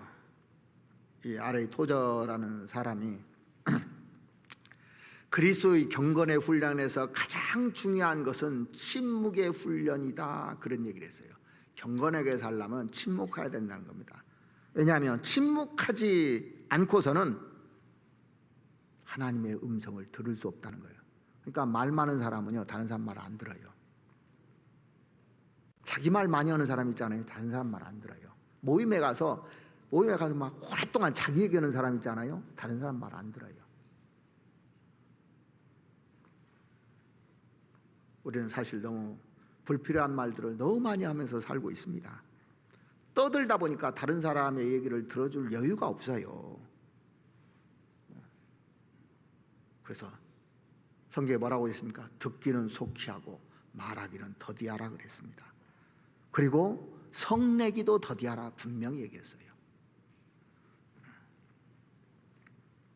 하나님께서 계속 얘기해도요, 자기 얘기만 계속하는 거예요. 하나님이 그러니까 뭘 말씀하시는지 또 뭘 원하시는지 들을 기가 없는 겁니다. 그래서 성령이 교회들에게 하시는 말씀을 들을지어다고 7교회에다가 공통적으로 그 얘기를 계속 써놨습니다. 안 듣는 거예요, 사람들이요. 왜 안 변합니까? 안 들으니까요. 그래서 말이 많으면 허물을 면키 어려우나 그 입술을 제하는 자는 지혜가 있느니라 그랬잖아요. 말이 많으면 허물도 많아요. 그래서 말할 때는 세 가지를 좀 생각하고 말했으면 좋겠어요. 자, 그것이 참말이냐 이거예요. 참말이냐? 그것이 정말 필요한 말이냐? 그리고 그것이 정말 친절한 말이냐, 유익한 말이냐 생각하고 얘기를 해야 되거든요. 그냥 막 해야 되는 겁니다. 요즘 유튜브에 보면 유튜브들이요 막 해대잖아요. 있는 말 없는 말. 그러니까 막 난리잖아요. 잠언 29장 한번 보시겠습니다. 잠언 29장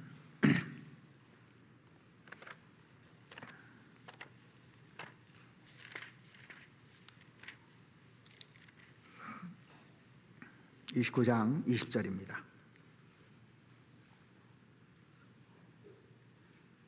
내가 언어에 조급한 사람을 보느냐 그보다 미련한 자에게 오히려 바랄 것이니라. 자, 어떤 사람이요 말하고 싶어서 막 하는 사람 있잖아요. 그래서 막 얘기를 해요. 조급해가지고. 내가 언어에 조급한 사람을 보느냐 그보다 미련한 자에게 오히려 바랄 것이니라. 미련한 자보다 더 미련하다는 얘기예요. 그게요. 17장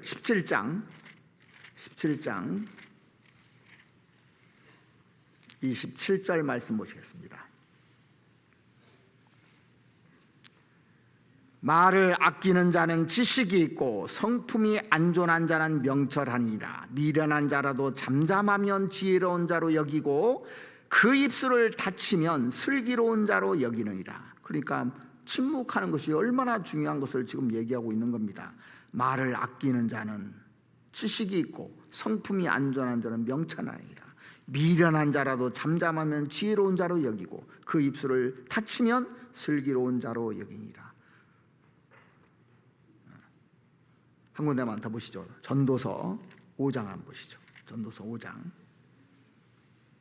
2절입니다. 전도서 5장 2절.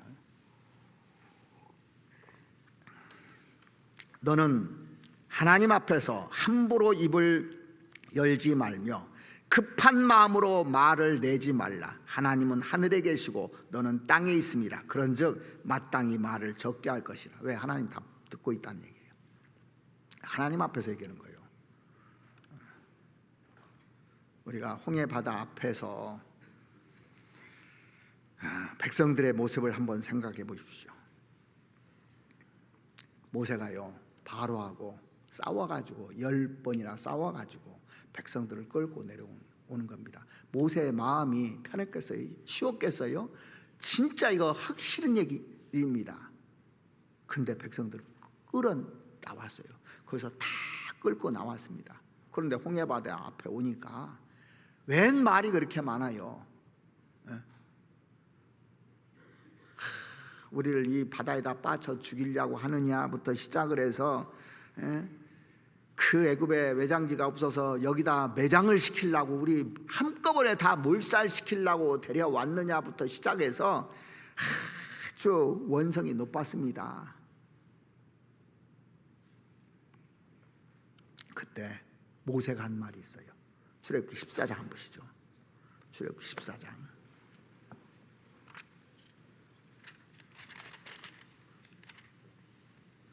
출애굽기 14장 13절 말씀 보시겠습니다.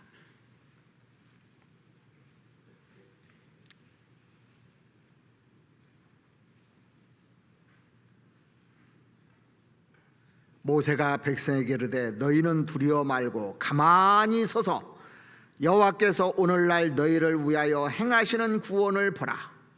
너희가 오늘 본 애굽 사람을 또 다시는 영원히 보지 못하리라.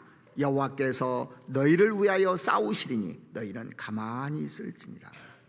자, 내가 싸워줄 테니까 너 나서지 마. 근데 우리는 자기가 싸우려고 나서서 다 망치는 거예요. 싸우지 말라고 돼 있습니다. 침묵하라고 돼 있어요. 명령이에요. 그래서 이스라엘 백성들에게 이 명령을 딱 허락한 겁니다. 입 다물고 돌으라고. 입이 근질근질했을 겁니다. 7일 동안 아무 말도 않고 도래하더니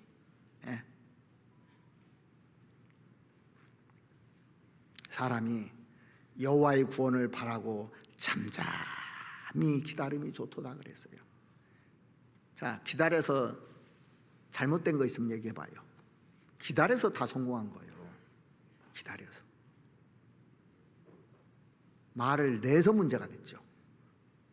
내서 문제가 됐지 기다려서는 문제 안 됩니다. 왜? 하나님이 계시기 때문에요. 그래서 여러분들 올 한 해는 침묵하는 것 좀 배워야 되는 겁니다. 하나님의 말씀이면 그냥 침묵하고 쭉 가는 겁니다. 그리고 여호수아를 비롯해서 이 백성들이 순종하고 돌았듯이 우리도 순종하고 돌고 엘리야가 순종하고 명령대로 따랐듯이 그렇게 우리도 해야 되는 거예요. 그래서 세 번째로 우리가 해야 될 일이 뭐냐면 순종하는 겁니다. 자, 명령을 받았어요. 그러면은 하고 싶어도 딱 다물고 순종하고 가보십시오. 순종하고. 여호수아 6장 한번 다시 돌아가 보시겠습니다. 여호수아 6장 2절부터 보시겠습니다. 여호수아 6장 2절.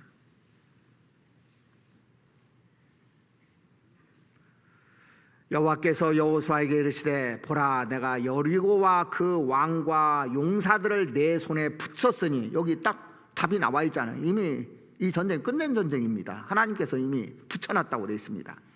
너의 모든 군사는 성을 둘러 성 주위를 매일 한 번씩 돌되 엿새 동안을 그리하라.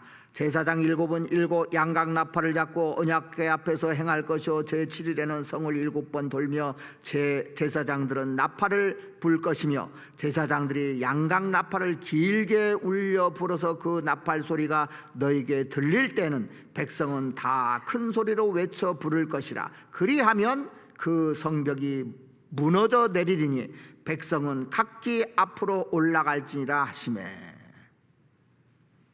그래서 첫째 날 이제 돌았어요. 돌고 났는데 성이 안 무너지는 거예요. 그 다음에 이틀째도 돌았는데 안 무너지고 아침에 일찍부터 돌았다고 되어 있습니다. 12절에 보시면 여호수아가 아침에 일찍 일어나 그렇게 되어 있죠. 15절에도 보면 제7일 새벽에 그들이 일찍 일어나서 여전한 방식으로 성을 7번 도니 성을 7번 돌기는 그날뿐이었더라. 자, 그래서요 하루 돌고 이틀 돌고 3일 돌고 이제 이틀 마지막 7일째는 7바퀴를 돈 후에 성이 무너졌어요. 언제 무너졌냐면 온전하게 순종했을 때 역사가 일어났다는 거예요. 온전하게 순종했을 때. 6번째 6일까지 돌다 포기한 사람은 어떻게 돼요? 안 돼요.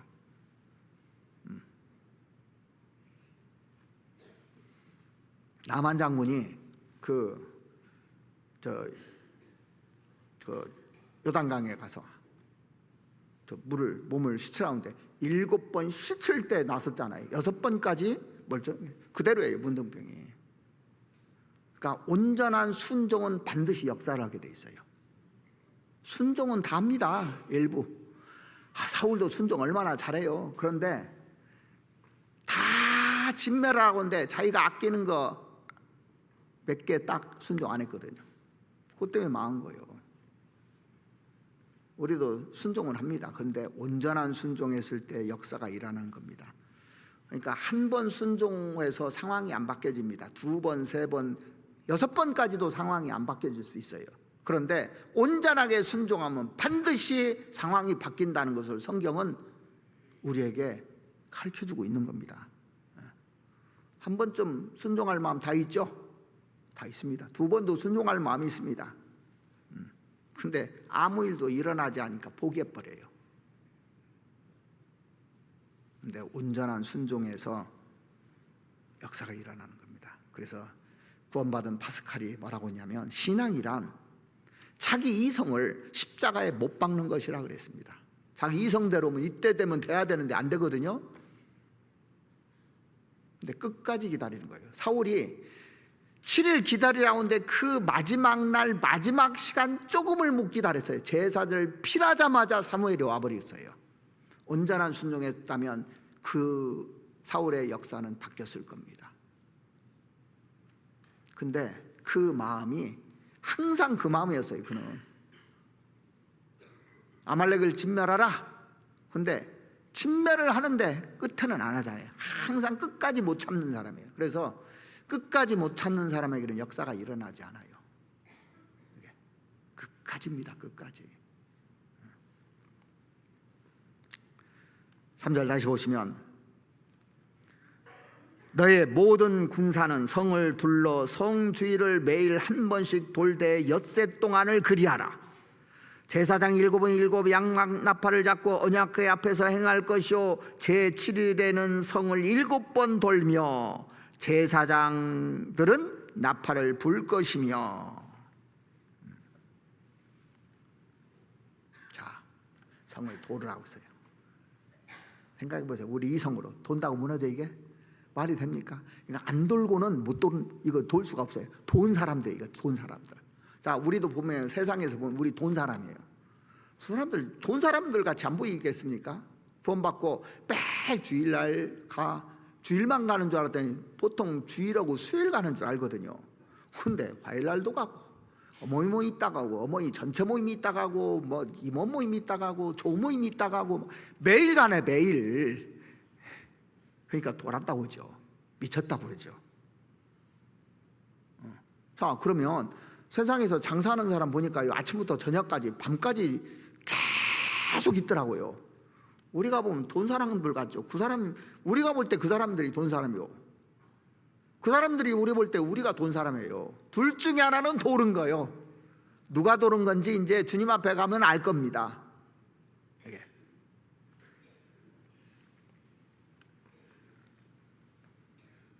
근데 돌아서 무너졌습니까? 아닙니다. 돈다고 무너져요? 아니에요. 중요한 것은 하나님의 말씀을 믿었기 때문에 그 믿음으로 도른, 믿음이 무너뜨린 것이지 도른 것이 무너진 게 아닙니다. 자, 우리가 전도 한다고 이제 이 말씀을 듣고, 아, 우리 다음 주부터 일주일 동안 돌자, 그 집 돌자, 계속 만나자 이거예요. 그냥 만나서 되는 것이 아니라 내가 믿어야 되는 거예요. 이 사람 꼭 구원받을 거라고. 이 사람 학예수양회 면 학예수양 갈 거라고 믿어야 되는 거예요. 우리가 학예수양회 때 왜 미리 등록하고 기도하라는 줄 아십니까?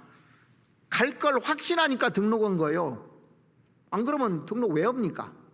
숫자 채우려고요? 그런 마음 추워도 없어요. 믿고 돌자 이거요. 믿음을 표현하는 겁니다. 자, 내 남편이 구원을 안 받았으면 구원 받았다고 생각하고 그 다음부터 잘해줘 봐요. 이미 구원 받은 사람이요. 학예수양회 때 보면요, 이제 버스 타고 가잖아요. 자가용도 가지고 가면 휴게소에서 갈 때요 맛있는 거 많이 사줘요. 이것도 사주고. 그래서 또 수양회 가서 뭐 그 매장 가서 막 이것저것 다 사줍니다. 근데 그렇게 정성을 들였는데 구원을 못 받아버렸네. 올 때 국물도 없어. 그러면 안 되죠. 더 잘해줘야 되는 겁니다. 그 사람은 구원 안 받고 싶어서 그러냐고. 더 잘해줘야 되는 거예요. 마음 상하지 않도록. 그러니까 남편이 구원 안 받았다고 막 함부로 하고 반찬도 대충 해주고 뭐 속으로 처먹으라고 하면 안 되잖아요.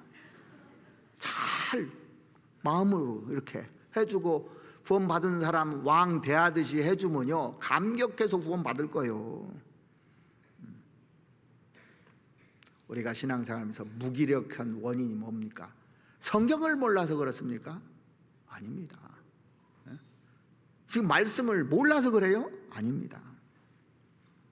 말씀 많이 듣는 것이요, 말씀 많이 들은 것을 신앙생활 잘하는 걸로 착각하는데 그거 아닙니다. 여러분들 하루에 10끼 먹은 게 자랑입니까? 잘 먹고 잘 소화를 해야죠. 그래서 이 말씀이 가르친 대로 순종하는 것이 그렇게 중요한 거예요. 진지한 믿음, 참된 믿음은요 순종에서 나오는 거예요. 순종할 때 역사하게 돼 있는 겁니다. 욥기 23장을 보시겠습니다.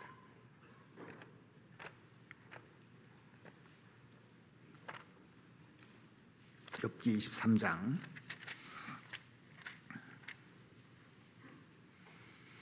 12절 말씀 보시겠습니다.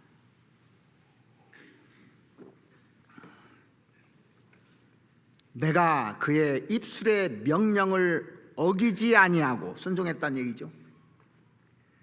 일정한 음식보다 그 입의 말씀을 귀히 여겼구나. 이 말씀을 귀히 여겨서 이 말씀대로 순종하는 것이 중요한 겁니다. 순종의 반대가 뭡니까? 불순종인데, 불순종은 어떻게 돼요? 불평해요, 원망해요. 그래서 여호와 앞에 잠잠하고 참아 기다리라 그랬습니다.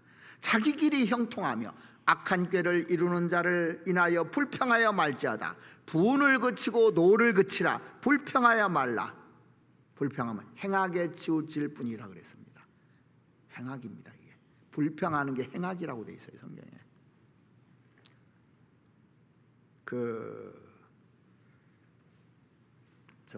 프란치스코에게 청년 둘이 찾아왔어요. 제자 되고 싶다고. 그래서 이 제자 후보생 둘이, 청년들이 찾아왔는데, 선생님, 저희들이 신앙의 훈련을 받고 싶어서 선생님을 찾아왔습니다. 신앙을 잘 가르쳐 주셨으면 좋겠습니다. 그러니까 프란치스코가 이런 요청을 했어요. 저 밭에 가면 배추가 있을 거네. 배추. 이제 농사 짓고 있거든요. 이제 산에서 배추가 있는데 저 배추를 뽑아다가 이 밭에 거꾸로 심으라고. 거꾸로 심으라고.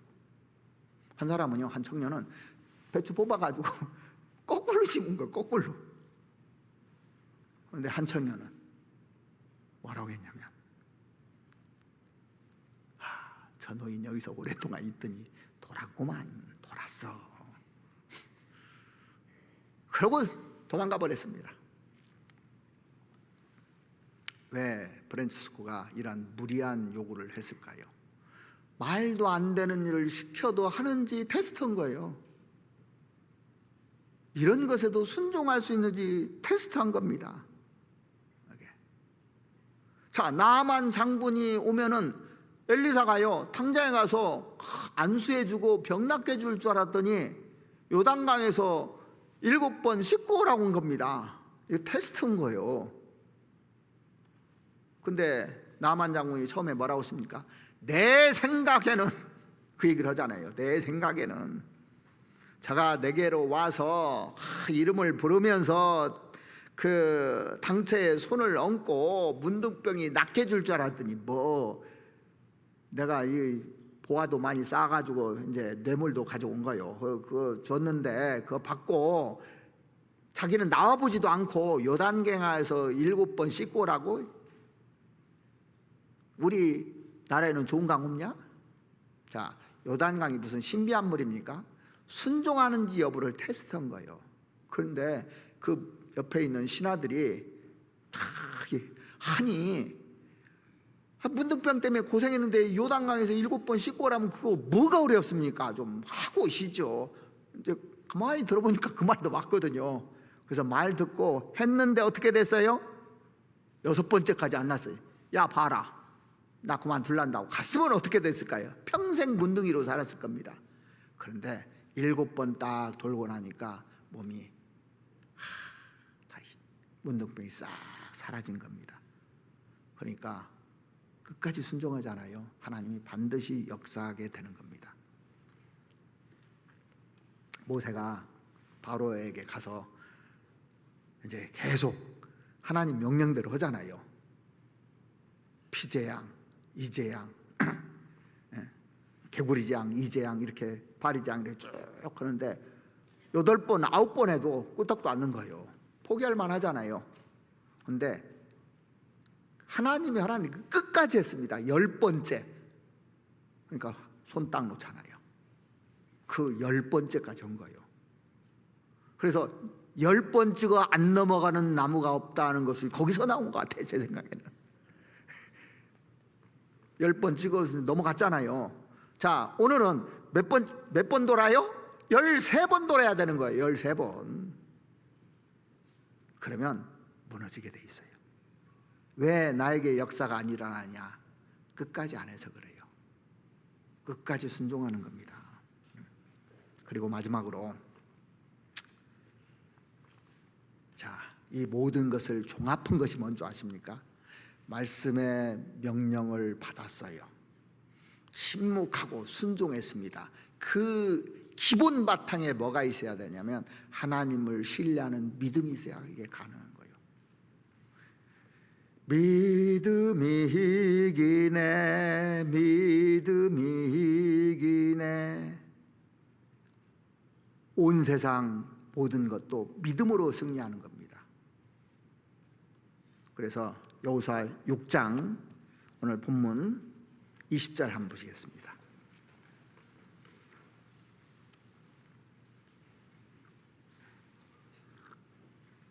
6장 20절. 이에 백성은 외치고, 마지막 날입니다. 제사장들은 나팔을 불매 백성이 나팔 소리를 듣는 동시에 크게 소리 질러 외치니 성벽이 무너져 내린지라. 자, 이 성벽이 소리 지른다고 무너졌어요? 믿음으로 소리 질렀기 때문에 무너졌습니까? 믿음입니다. 믿음. 이 함성은 믿음의 함성이었어요. 야, 이제 마지막에 하나님이 무너뜨린다고 했다. 마지막 믿음의 외침이고 믿음의 아우성이었던 겁니다. 이게요. 그 답을 히브리서 11장에 해주고 있습니다. 히브리서 11장 한번 보시죠. 히브리서 11장 30절 말씀 보시겠습니다.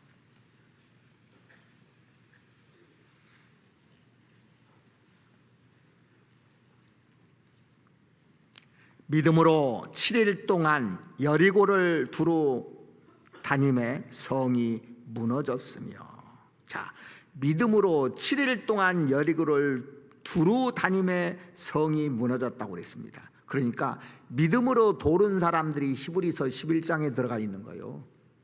여기 히브리서 11장을 믿음장이라고 하는데 믿음만이 상을 받는 거예요. 믿음만이. 성을 무너뜨린 것은 다른 것이 아니고 믿음으로 무너뜨렸다는 겁니다. 자, 그래서 우리가 신앙생활은 믿음으로 시작한 거예요. 예수님이 십자가에 돌아가셨다고 믿는 것이 이게 보통 믿음입니까? 안 봤는데 이걸 믿어요. 우리가 지금요. 다윗은 지금부터 3000년 전에, 예수 오시기 1000년 전에 다윗은 예수님이 부활할 걸 믿었어요. 자기가 썩지 않을 것 다 믿었다니까요. 부활할 걸 믿었습니다. 그리고 자기에게 주실 상도 믿었어요. 시편 16편을 한번 보시겠습니다.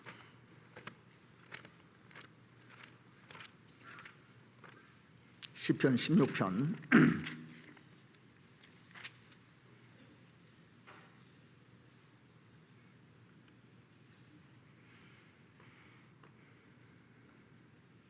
9절 보시면, 이러므로 내 마음이 기쁘고 내 영광도 즐거하며 내 육체도 안전히 거하리니 이는 내 영혼을 음부에 버리지 아니하시며 주의 거룩한 자로 썩지 않게 하실 것입니다. 부활할 거 믿은 거예요.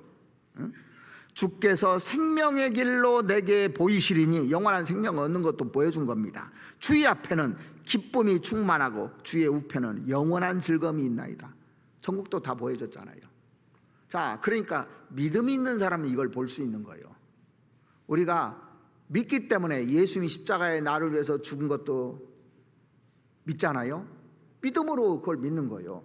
부활할 거 믿잖아요. 믿음으로 믿는 거예요. 그리고 천국에 가면 주님께서 나를 영접해 주시고 상 주실 거고, 천국은 주의 앞에는 영원한 기쁨이 있는 겁니다. 기쁨이 충만하고 주의 우편은 영원한 즐거움이 있는 것도 다윗이 믿었듯이 우리도 믿잖아요. 믿음으로 다 이게 해결되는 겁니다. 그래서 믿음으로 믿음에 이르게 하나니 그랬잖아요. 믿음이 점점 더 굳세지면요, 신앙이 튼튼해지는 겁니다.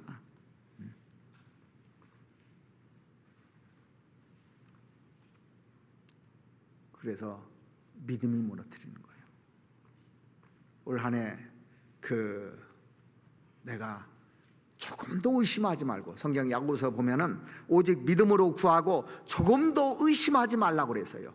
의심하지 말고 구하라고 했습니다. 의심하는 자는 바람에 밀려 요동하는 바닷물결 같으니 이런 사람들은 무엇인지 주께 얻기를 생각하지 말라고 했습니다. 믿음이 없으면 하나님이 안 줘요. 얻을 생각도 말라는 겁니다. 안 되는 겁니다. 왜 안 되냐? 두 마음을 품어서 정함이 없는 자로다 그랬어요. 구원 받을까? 아이고, 이번은 맛보기로만 하지. 맛보기 오고 가요. 절대 구원 못 받습니다. 내 생각이 맛보기예요. 하교생이 꼭 갈 거예요, 올해. 그럼 간다니까요. 내 마음이 믿음이 없으면 역사를 안 하게 돼 있습니다.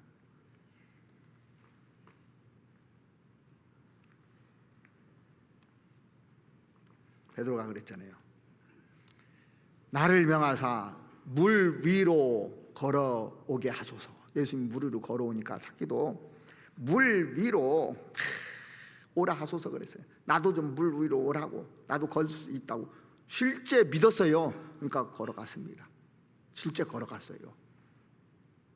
근데 잠시 후에 왜 빠졌습니까? 바다 보고 파도 보고 바람 보고 무서운 거예요. 그때 예수님이 뭐라고 했습니까? 믿음이 적은 자여 왜 의심하느냐? 의심하느냐 안 했으면 너 갈릴리 바다 수십 바퀴는 돌았을 것이다, 그 얘기잖아요. 그래서 역경이 올 때 환경 바라보지 마십시오. 전도할 때 남편 보지 마셔요. 하나님 쳐다보고, 하나님, 그 남편이 하나님께 기도하고. 믿음이 없으면 꼭 낙심으로 연결되게 돼 있습니다. 마가복음 11장 한번 찾아보시죠. 마가복음 11장.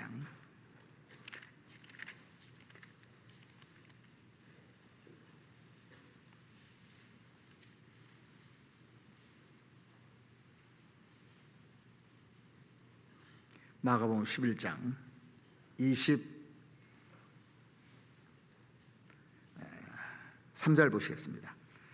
내가 진실로 너에게 이르노니 누구든지 이 산더러 들려 바다에 던지우라 하며 그 말하는 것이 이룰 줄을 믿고 마음에 의심하지 아니하면 그대로 되리라. 그러므로 내가 너에게 말하노니 무엇이든지 기도하고 구하는 것은 받은 줄로 믿으라. 그리하면 너에게 그대로 되리라. 얼마나 위로가 되는 말씀입니까? 이미 받았다고 생각하고 믿고 하면 그대로 된다고 약속까지 해줬어요. 그래서 내가 믿느냐 안 믿느냐에 따라서 모든 것이 결정이 끝나는 겁니다. 믿으니까 하나님께 부르짖는 거예요. 그래서 예레미야 33장 3절 말씀에 보시면 너는 내게 부르짖으라 내가 내게 응답하겠고 내가 알지 못하는 크고 비밀한 일을 내게 보이리라 그랬습니다. 그래서 신앙생활이 뭡니까? 믿음에서 시작해서 믿음으로 진행하다가 믿음으로 끝나는 거예요. 이게 신앙생활인 겁니다. 이거 하나 가르쳐주기 위해서요, 여리고성 얘기를 해준 겁니다. 하나님께서요, 이 믿음을 가르쳐주기 위해서. 승리하려면 믿음이 없으면 안 돼요. 내 가족을 전도하고 내 친구, 지인, 친척들, 그리고 변하지 않는 나를 바꾸려면 먼저 말씀에 초점 맞춰야 됩니다. 그리고 침묵해야 돼. 하고 싶어도 기다려야 돼요. 끝까지 기다리고 순종해야 되는 겁니다. 왜? 믿기 때문에. 믿음이 있어야 되는 거예요. 그래서 우리가 1월 전도 집회도 한 주 남았잖아요. 하루에 한 바퀴씩 돌아보십시오. 여리고성 돌듯이. 마지막 날은 계속 돌아요. 밥도 먹고 계속 같이 있는 거예요.